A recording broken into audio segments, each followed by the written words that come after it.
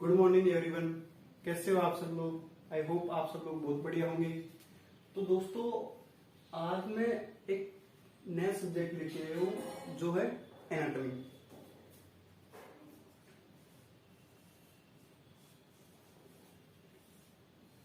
Anatomy तो anatomy में अपन क्या करते हैं कि अपनी जो ह्यूमन बॉडी होती है ना, ह्यूमन बॉडी की जो स्ट्रक्चर होती है और जो बॉडी ऑर्गन होते हैं उसके जो फंक्शन होते हैं और जो फिजियोलॉजी होती है उनकी अपन जो स्टडी करते हैं वो करते हैं एनाटॉमी में। तो एनाटॉमी की स्टार्टिंग क्या है कि एक यूनिट होती है, बॉडी की यूनिट होती है जिसको बोलते हैं अपन सेल। तो एनाटॉमी की स्टार्टिंग सेल यूनिट से होती है और जो सेल यूनिट है ना, सेल वो बॉडी की सबसे स्मॉलेस्ट यूनिट होती है। तो आज का अपना टॉपिक क्या होगा? सेल।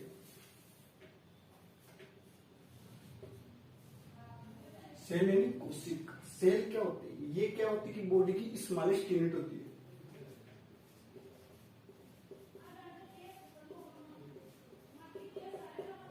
स्मॉलेस्ट यूनिट होती है एक तो। अब ये स्मॉलेस्ट यूनिट सबसे पहले किसने ली? रोबर्ट हुक ने। किसने?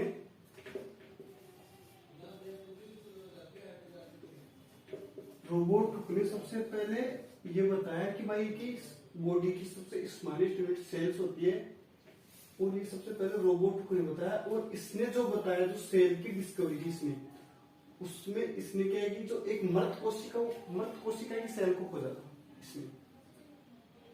अब क्या है कि इसने तो मृत कोशिका की खोजा।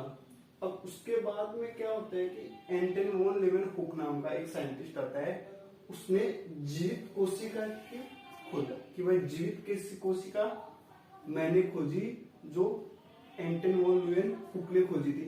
तो भाई कोशिका तो कोशिका है, चाहे वो जीवित हो या चाहे मृत कोशिका हो।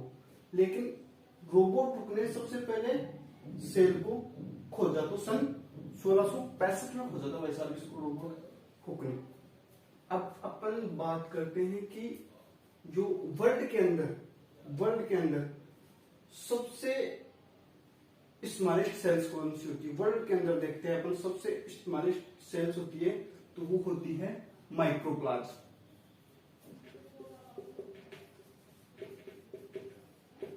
माइक्रोप्लाज्म होती है सबसे स्मॉलेस्ट। और अपन सबसे बड़ी सेल की बात करते हैं, सबसे बड़ी सेल की, तो सबसे बड़ी सेल होती है शुतुरमुर्ग का अंडा।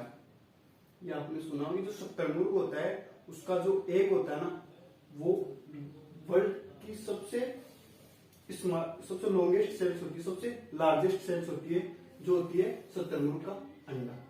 तो अपन बात कर लिए ये दोनों तो किसमें? वर्ल्ड के अंदर। लेकिन अपन एनाटॉमी में क्या ह्यूमन फिजियोलॉजी और फंक्शन और स्ट्रक्चर्स पढ़ते हैं उसमें। तो अपन ह्यूमन की बात करते हैं। तो ह्यूमन में क्या है कि सबसे छोटी सेल्स होते हैं ना, स्पर्म होते हैं, स्पर्म होते हैं। और सबसे बड़ी सेल होती है वो होती है ओवम। स्पर्म एंड ओवम, सबसे बड़ी सेल्स होती है ओवम और सबसे छोटी सेल होती है स्पर्म। स्पर्म होता है जो मेल का शुक्राणु होता है, जिसको अपन स्पर्म बोलते हैं। ये जेनेटिक ऑर्गन्स में स्टोर रहता है और ये फीमेल का जेनेटिक मटेरियल होता है ओवम। ठीक है। अब अगर अपन बात करते हैं, ये तो हो गई अपने ह्यूमन बॉडी में। अब सबसे बड़ी और सबसे छोटी, ठीक है, ये होगी ह्यूमन बॉडी। अब अपन बात करते हैं कि सबसे ज्यादा सेल डिवीजन अपनी बॉडी में कहां होता है? तो जो सेल डिवीजन होता है, सेल डिवीजन होता है अपनी बॉडी में सबसे ज्यादा होता है कहां? लीवर में। लीवर में, क्योंकि लीवर की जो सेल्स होती है ना, वो और बॉडी ऑर्गन की अपेक्षा बहुत जल्दी सेल डिवीजन करती है। सेल डिवीजन करती है। तो लीवर की सबसे ज्यादा सेल डिवीजन करती है सबसे तेजी से। अगर अपन बात करते हैं सबसे धीरे धीरे यानी कि न के बराबर, यानी कि जिसका सेल डिवीजन होता है नहीं, तो वो होता है ब्रेन की सेल। ब्रेन की सेल होती है जिसको बोलते हैं न्यूरॉन। इसमें न्यूरॉन्स में क्या है कि कभी भी सेल डिवीजन होता ही नहीं है। ये देख लो आप, तो न्यूरॉन्स में कभी सेल डिवीजन होता नहीं है। तो न्यूरॉन सबसे ज्यादा कहां होती है? ब्रेन में। तो एक बार ब्रेन की जो न्यूरॉन सेल्स है वो डैमेज होने के बाद में कभी रिकवर नहीं होती। इसीलिए अपन बाइक चलाते हैं तो पुलिस वाले कहते हैं कि भाई हेलमेट लगा के चलो, अगर तुम्हारे ब्रेन में कहीं लग गई, ब्रेन सेल डैमेज हो गई, तो तुम्हारा रिसाइकल बिन में भी अता पता नहीं मिलेगा भाई साहब। तो इसलिए बोलते हैं जो पुलिस वाले होते हैं वो। अब सेल डिवीजन लीवर ब्रेन हो गया, यानी कि लीवर में सबसे तेज गति से होता है, और ब्रेन होता है जब उस पर सेल डिवीजन होता ही नहीं। एक बार अगर सेल डैमेज हो गई तो वो कभी रिकवर नहीं होती। कहने का मतलब, अब लीवर में क्या होता है कि सेंट्रोसोम होता है, सेंट्रोसोम पाया जाता है, इस वजह से सेल डिवीजन कर लेता है। और जो न्यूरॉन सेल्स होती है उसमें सेंट्रोसोम नहीं होता, इस वजह से सेल डिवीजन नहीं कर पाती। ये इनका रीजन है। अब देखना, एक सेल से एक बॉडी कैसे बनती है वो अपन बात करते हैं यहाँ पे। तो देखते हैं,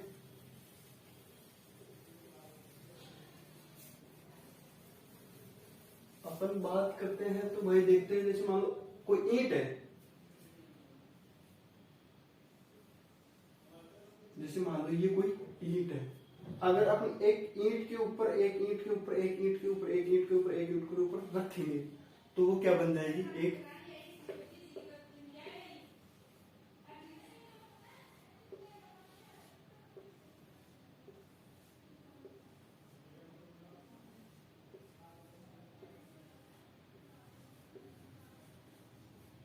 एक दीवार बन जाएगी भाई साहब। ठीक है, अब ये दीवार चाहिए से, अब एक ईंट से एक दीवार बनाने के लिए अपने को क्या करना पड़ता है? उसमें सीमेंट भी डालनी पड़ती है, बजरी वगैरह, रेत वगैरह डालनी पड़ती है, पानी भी डालना पड़ता है, तब जाके एक मजबूत दीवार बनती है। लेकिन क्या है, अगर अपन ये चीजें नहीं डालेंगे तब भी दीवार तो बनेगी, चाहे वो मजबूत ना बने, लेकिन क्या बनेगी? दीवार। ठीक है, अब ये दीवार बन के क्या करेगी? अब बहुत सारी दीवारें आके आपस में मिलेगी। जैसे बहुत सारी ईंटें मिलके एक दीवार बनी, तो ऐसे बहुत सारी दीवारें मिलकर क्या बनेगी? एक रूम मिलेगा। क्या?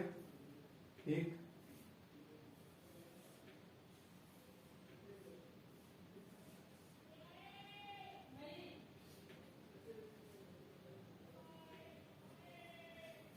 रूम बनेगा। ठीक है, अब ऐसे बहुत सारे रूम बनके क्या बनेगा?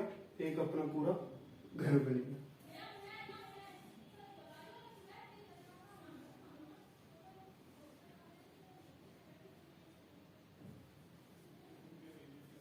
एक पूरा घर बनेगा। ठीक है, ऐसे ही क्या होता है कि जैसे अपनी बॉडी में क्या होती है? सेल्स होती है,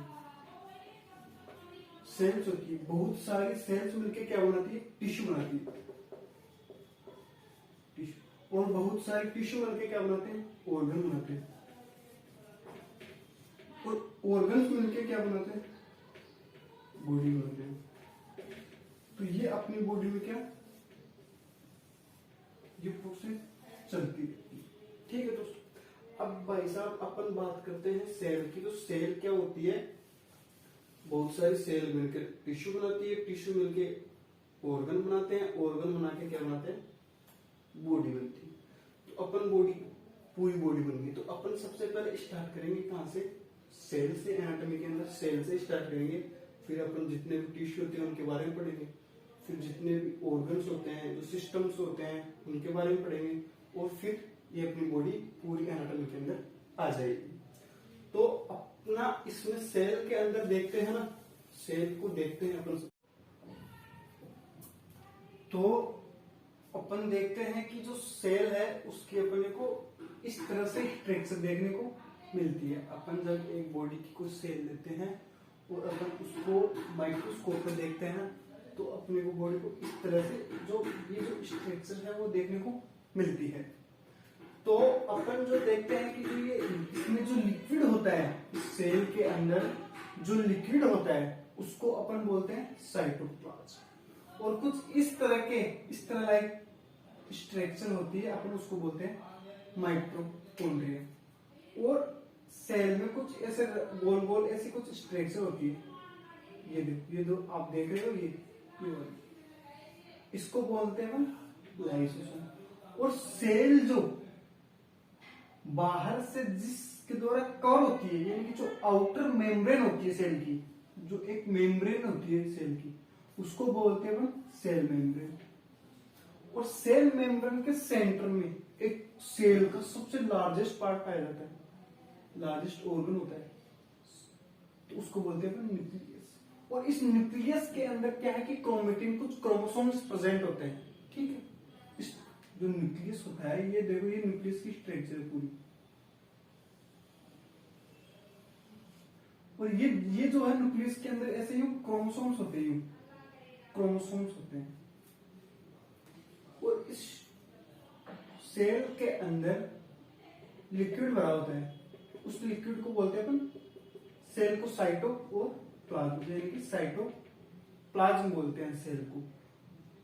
तो अपन देखते हैं इसमें कि साइटो, अब अपन क्या करेंगे, एक एक इस ऑर्गन, जो सेल के अंदर के ऑर्गेनिज्म होते हैं उनको एक एक को पढ़ेंगे। भाई साइटोप्लाज्म क्या होता है, माइटोकॉन्ड्रिया क्या होता है, सेंट्रोसोम क्या होता है, लाइसोसोम क्या होता है, सेल मेम्ब्रेन क्या होती है, गोल्गी एपिटस क्या होते हैं, न्यूक्लियस वगैरह क्या होते हैं, ये पूरी चीजें अपन एक एक करके देखेंगे। तो देखते हैं अपन क्या क्या होता है सेल के अंदर। तो अपन अपना पहला स्टार्ट करते हैं, अपन क्या सेल मेम्ब्रेन से अपन स्टार्ट करते हैं पहला, कि सेल मेम्ब्रेन क्या होती है।